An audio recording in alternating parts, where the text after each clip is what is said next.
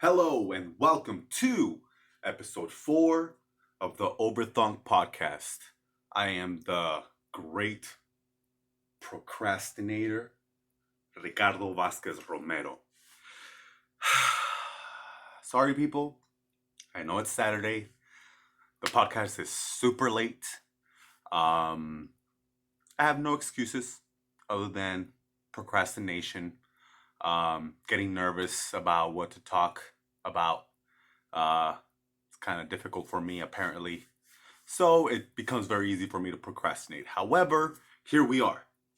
Gonna continue doing this because there's a little bit of commitment. Well, there's commitment. Now, let's talk about what commitment is. Commitment is when you decide to do something. However, the commitment part is that you acknowledge that there will be times where you don't feel like doing it. However, that's where the commitment comes into play, that you're going to do it regardless of whether you feel like it or not. So, even though it's late, here it is, episode 4, and I'm going to be on track next week with episode 5 on Tuesday because we're getting this discipline. We're developing as we're going. We're doing it and dropping it and cutting it and making it, hacking it, slashing it, kicking it, tripping it, flipping it. That's right. Anyways, I don't know what happened there. I just went with it. Felt pretty good when I was saying it. Don't judge me. It's what I like. Okay? Anyways, so Christmas. Merry Christmas to everyone. Happy holidays. And that's just from me to you. Merry Christmas. Thank you for watching. I hope that you spent your time with loved ones and family members. I know I did. I was super happy that day. Everyone came through. There was some unfortunate absences that I would have rather not have, but were unfortunate and inevitable. So we dealt with it the best way we could, and we carried on, and we spent time together. And some people came from out of town. Loved them for doing that. Some friends came out of town. Believe it or not, the more the merrier. The more people who are around to be part of the love, that's the best. I believe Christmas is about that. Yes, it's also about, some traditions. Traditionally, Christianity, Christmas is about the birth of Jesus, even though it didn't really happen around these times. However, through time, you kind of learn that there's things here in reality that you have to worry about and you have to focus on, and that's connection to family.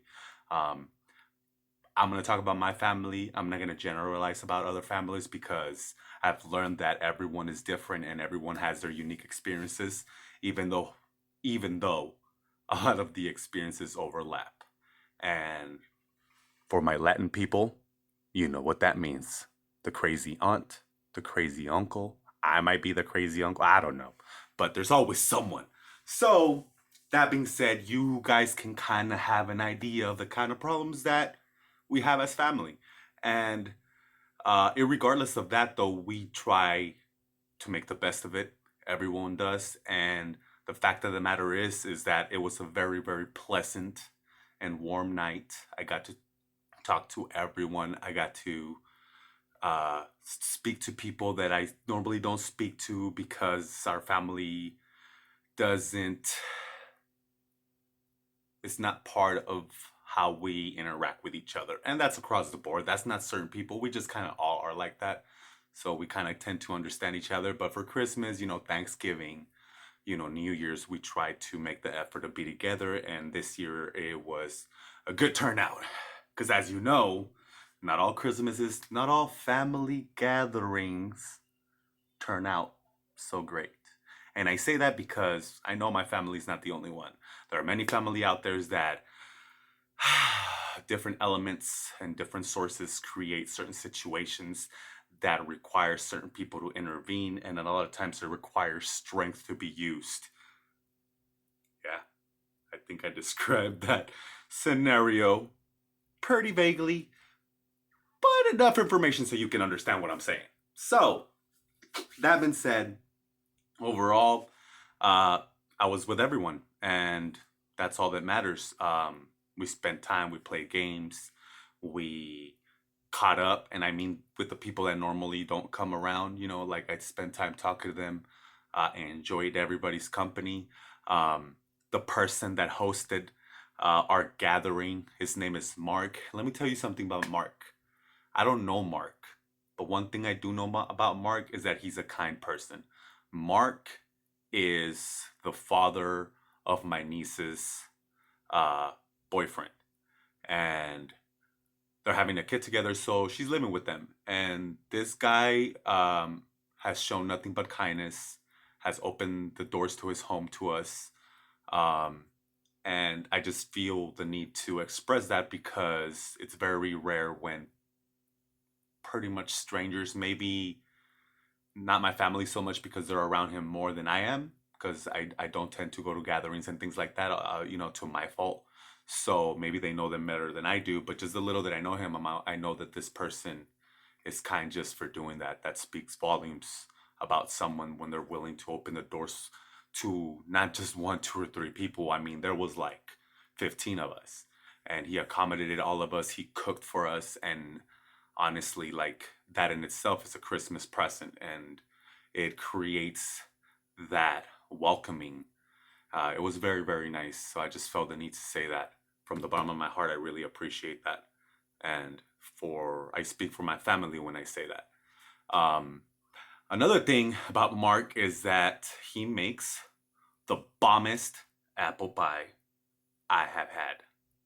I mean, I don't know what the hell everyone is thinking. We had Thanksgiving at Mark's house as well, and he made that same apple pie that day.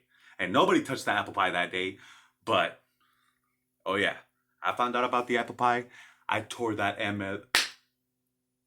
I was gonna say a bad word, but I caught myself, so the snap wasn't as impactful as I wanted it to because I censored myself. Like, okay, so rewind. That much. Oh, I almost did it again. No, no, no. We're gonna have to scratch that from the beginning. All right. So he makes the best apple pie I've had, and I mean homemade from scratch.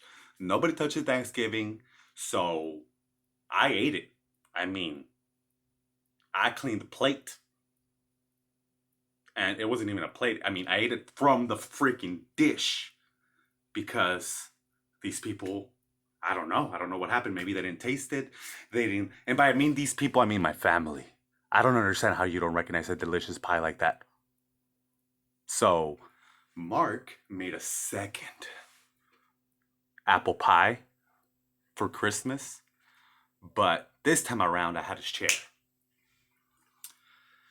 Yes, I just said chair instead of share, and that was very Mexican of me to say, but whatevs, all right? Whatevs. So, anyways, apple pie, bomb, Mark, thank you. And Merry Christmas to everyone. New Year's is coming around the corner. Can't wait for New Year's. Don't know what we're gonna do yet. Might get together with the family. Might hang out with friends. Who knows? That's always, it's always optional. It's become optional over the years as I've gotten older. Um, but I don't know. We'll see what happens. Today's Saturday, and I'm actually waiting for my son right now. Very excited to see him because it's been kind of a bit of a, well, not a long time, but more than usual. Usually I get him yesterday. So believe it or not, this extra day that I have to wait to get him kind of feels long to me. So yeah, he's about to get here any minute now, and excited about that. Oh yeah. So um I think that's all I have. Oh, you know what? Last night I watched Three Identical Strangers on Netflix. You guys need to watch that documentary. It is insane. It will blow your mind up, but it will also it's a very good um documentary to make comparisons about what you know about yourself. And I know it doesn't make sense what I'm saying right now, but if you watch the documentary, you'll understand what I'm saying. Um, it hit deep with me. It was awesome. Sucked me right in like the first 5 minutes. And just a quick premise for the people, in case you haven't come across like the trailer or anything like that. Three Identical Strangers. It's pretty much about triplets that were separated at birth and given up for adoption. All three of them. So yeah. However, as intriguing as they might be, it's even more insane and more intriguing than just that. So watch it, highly recommend it. I'll probably talk about it next week. So spoilers alert a week in advance so that you guys don't start tripping. That, oh my god, you didn't let us know. No, yes I did. Last week. Check the video. But anyways, yeah, really good. Watch it. Star Wars. Rise of Skywalker. Now, I am not gonna get into Star Wars because I've gradually become disappointed as they've been released. Um, these last three that have been released, the final ones, um, failed for me in so many different ways as far as characters introducing us and all that stuff. Not a lot of moments. However, in this last one, Rise of Skywalker, I believe and I think, and when I was watching, I experienced the feeling within, the gut of the moment of what I was watching. And there was several of those. So because of that, I'm gonna call Star Wars The Rise of Skywalker probably the best of the three. Um, and obviously those moments for me is probably because of my history with Star Wars. So if you guys haven't watched, episode 4, 5, and 6, and then 1, 2, and 3, and then 7, 8, and 9 in that order, you're probably not gonna have the same deep feeling within as I did. You know what I mean? So, however, watch it. Um, really, really good. Today, not a lot of stuff was overthunk.